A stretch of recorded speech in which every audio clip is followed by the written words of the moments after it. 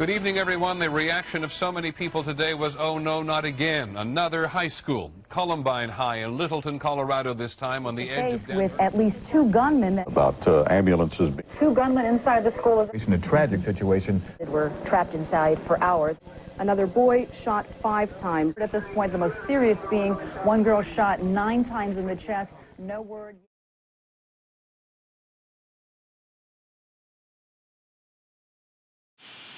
Littleton, Colorado was a quiet, middle-class suburban town in the middle of America, and the class of about 2,000 students at Columbine High School were about to get ready for graduation.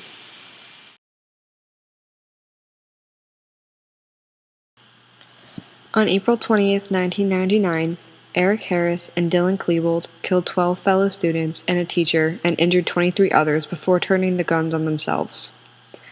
They used homemade bombs, 2 sawed-off gauge shotguns, a 9mm semi-automatic rifle, and a 9mm semi-automatic pistol in a siege that began shortly after 11 a.m. 911. Yes, I am a teacher at Columbine High School. There is a student here with a gun. He has shot out a window. Okay, has anybody been injured, ma'am? Yes, student's down under the table, kids.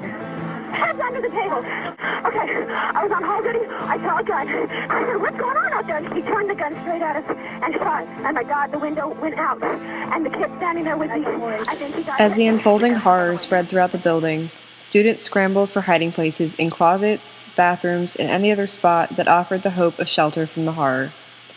Some called 911 from cellular phones, and many more managed to escape the building. Around the same time, Neil Gardner, the Jefferson County Sheriff deputy on duty full-time at the school, radioed for backup. The police arrived within 20 minutes, and they found several explosive devices around the school building. At noon, 45 minutes after the shooting began, ambulances began transporting wounded students to hospitals as the parking lot filled with bomb teams, SWAT teams, fire trucks, and paramedic units. At about 12:30 p.m., the shooting stopped.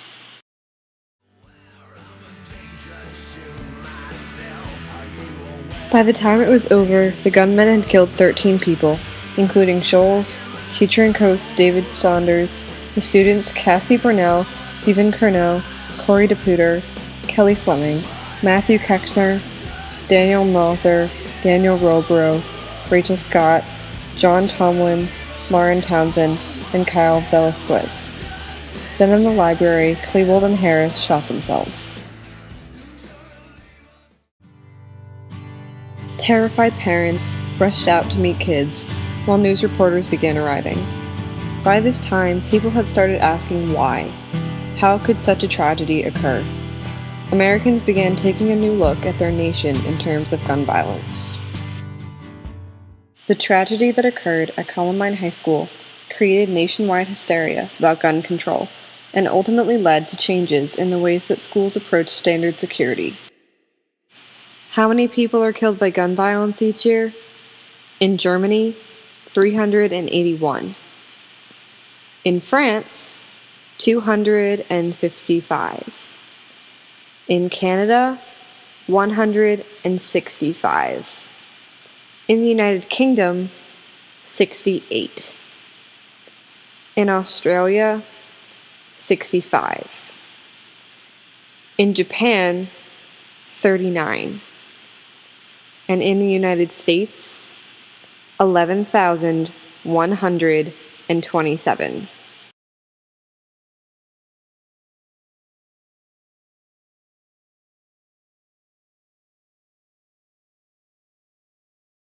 The United States has the highest gun ownership rate in the world.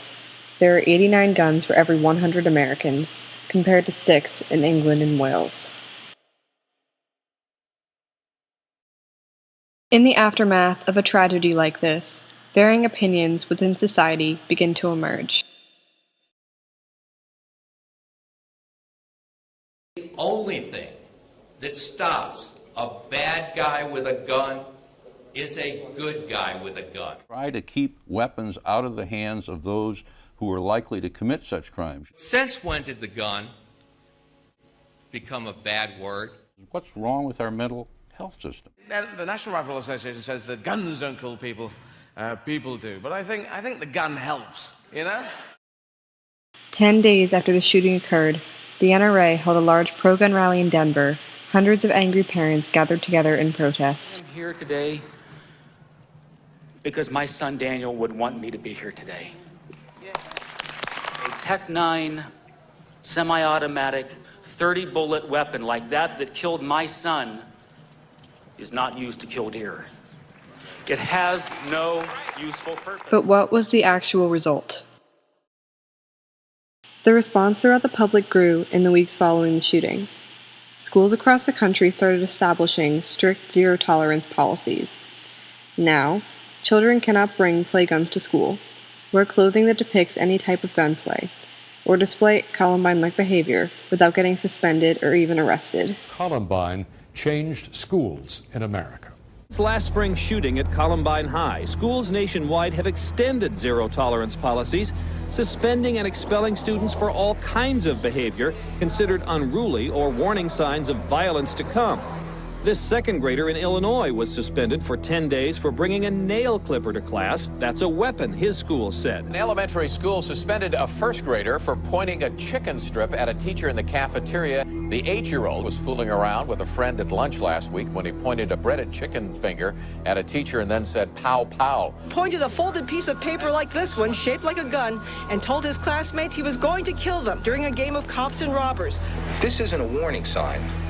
Then what is it? This Virginia high school student spent a month out of classes, originally sent home for dyeing his hair blue. Students in at least 7 different states have been suspended or arrested for talking about or planning plots of their own. The tragedy left the wounded nation in a state of hysteria. New changes in school security began developing as a result of this. It's zero tolerance. It's the same with alcohol, drugs, violence, weapons, probably something else in there too. But yeah, that's when we don't. There's no flexibility. That was the biggest reaction, which was to clamp down on the schools, make them more secure. There is a new district-wide hotline for anonymous tips, required ID badges for all adults and visitors to the school, and a zero-tolerance policy. This is one of the new security measures at the school. All of the outside doors are locked. You have to press this buzzer to get in. Video cameras monitor your entry. The response to the Columbine shooting is noticeable all throughout the country and can even be seen in districts like our own. This incident was a real example of moral panic and hysteria that led to real changes in school security.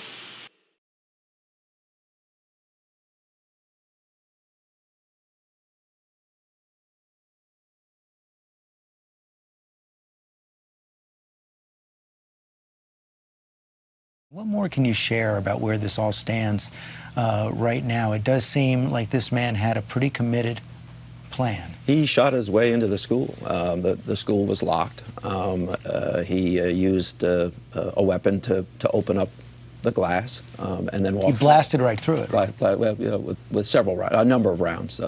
He discharged to make an opening and then went through it.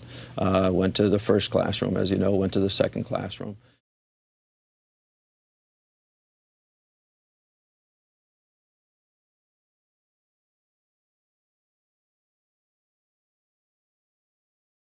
Right here in Newtown, Connecticut, the site today of a mass shooting, and this time gunfire aimed at elementary school children. We're here in front of the Newtown United Methodist Church, where we've watched people gathering all evening long, as tonight the details are still pouring in. There are 27 victims, 20 children, 7 adults. The majority of those who died today were children. Beautiful little kids between the ages of 5 and 10 years old.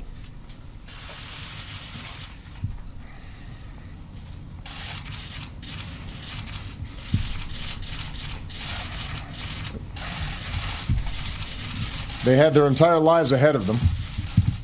Birthdays, graduations, weddings, kids of their own.